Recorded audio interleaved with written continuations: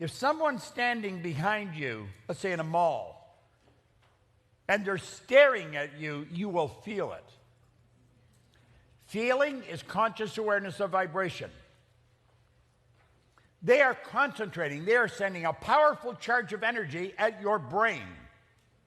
It's setting up a vibration in you, and you feel it, and it's not a very comfortable feeling. And you turn around, sure enough, somebody's standing there staring at you. Just in general, you're working from a place of lack.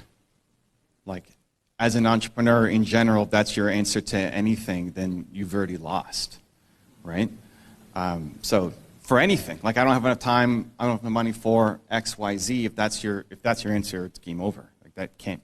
It's always about the resourcefulness, not about your resources. Always, as an entrepreneur. I'm always scared, right? Like I'm always playing anxious and nervous. I think if you don't have anything that makes you anxious and nervous in your life, then you hate your life.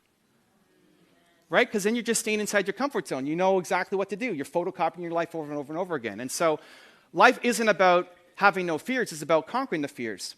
What Dean said yesterday about having the courage to jump out of the helicopter, right? To be like on the edge here, or the helicopter or the plane, and say, I'm going to jump, to have the courage to do that. That's what you guys need to do. The truth is, I'm still learning to rest, because in my mind, resting meant quitting, and I didn't want to be a quitter.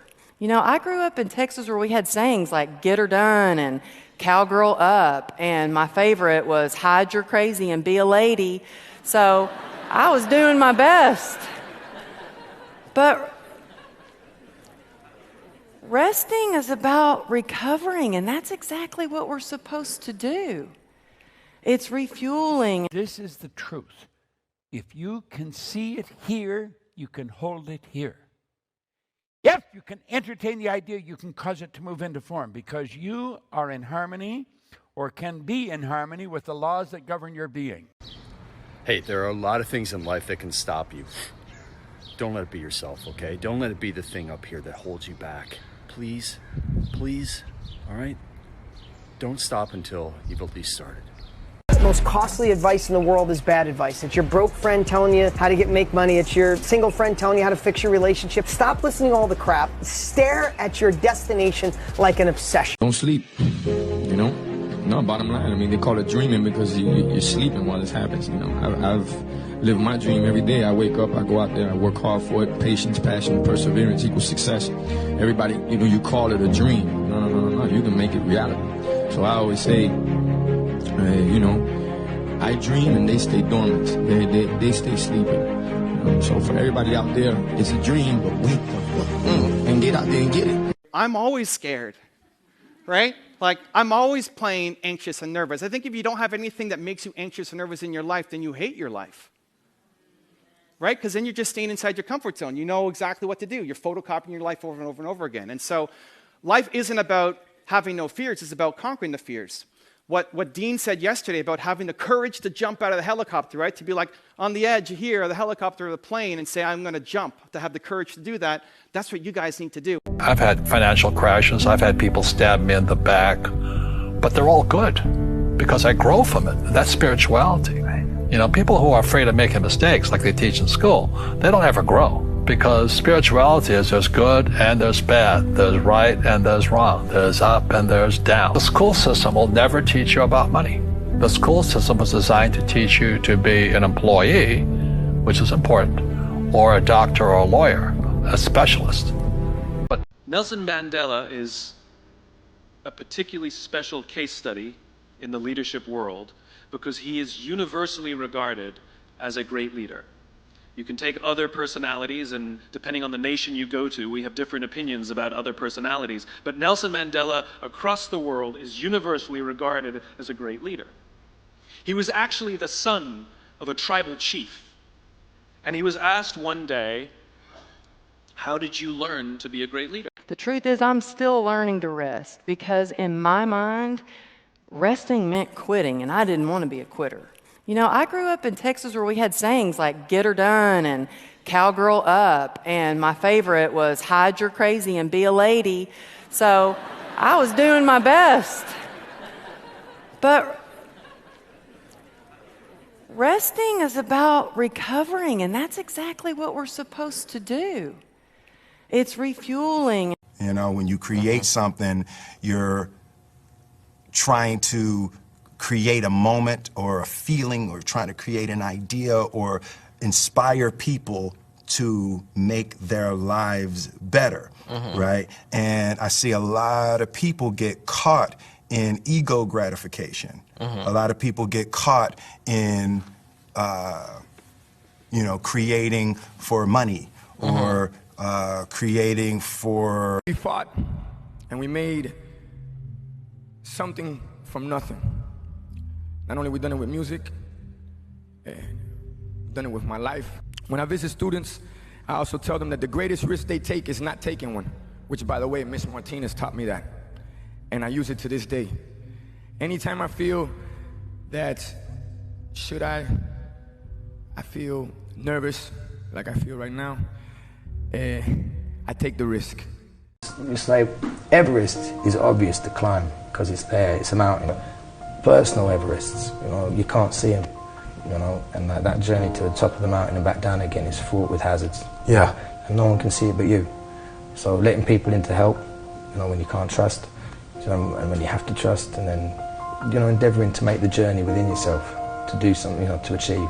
How long would it take to go to cash?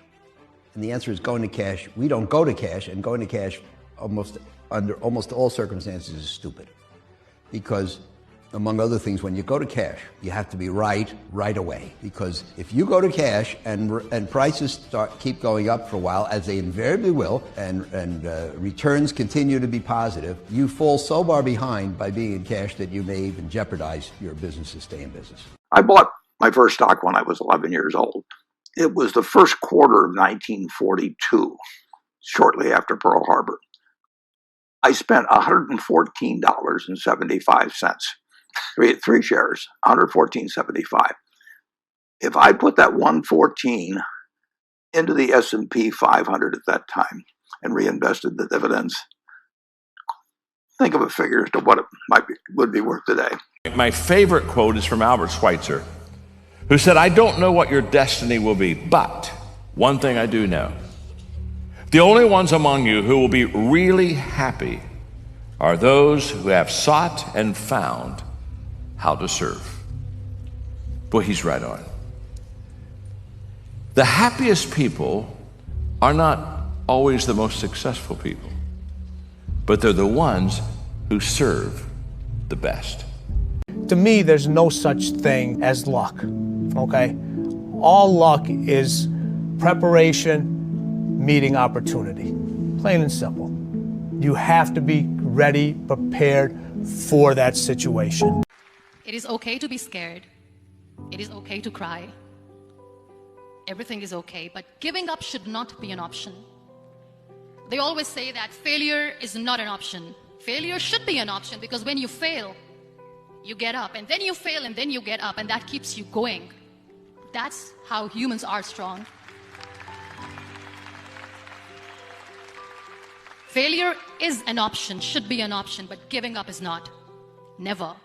It's like Everest is obvious to climb because it's there, it's a mountain. Personal Everests, you know, you can't see them, you know, and that journey to the top of the mountain and back down again is fraught with hazards. Yeah. And no one can see it but you.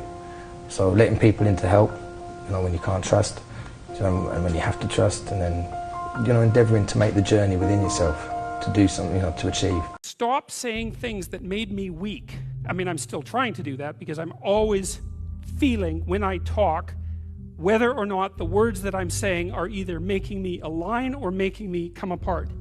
I think alignment is the right way of conceptualizing it, because I think if you say things that are as true as you can say them, let's say, then they come out of the depths inside of you. Because we don't know where thoughts come from. We don't know how far down into your substructure the thoughts emerge. Self-discipline and being able to perform and being able to keep your life on schedule and being able to keep commitments and promises and meet deadlines is essential to success. why, if this dollar doesn't lose its worth or its value, then why do you feel like you've lost your worth and value? Because many of you feel like you've been stepped on, you feel like you've been pushed aside, you feel like you've been abandoned, you feel like you've been talked about, you feel like you've been abused, like someone took from you, someone hurt you, somebody took advantage of you, and deep down inside your core, you feel like you've lost some of your value. And I am here to tell you today that this dollar still has worth and value because there are some men years ago. You know, there's one place that all the people with the greatest potential are gathered. One place, and that's the graveyard. The stories of the people who dreamed big and never saw those dreams to fruition. Hey. Don't ever let somebody tell you you can't do something. Not even me. All right?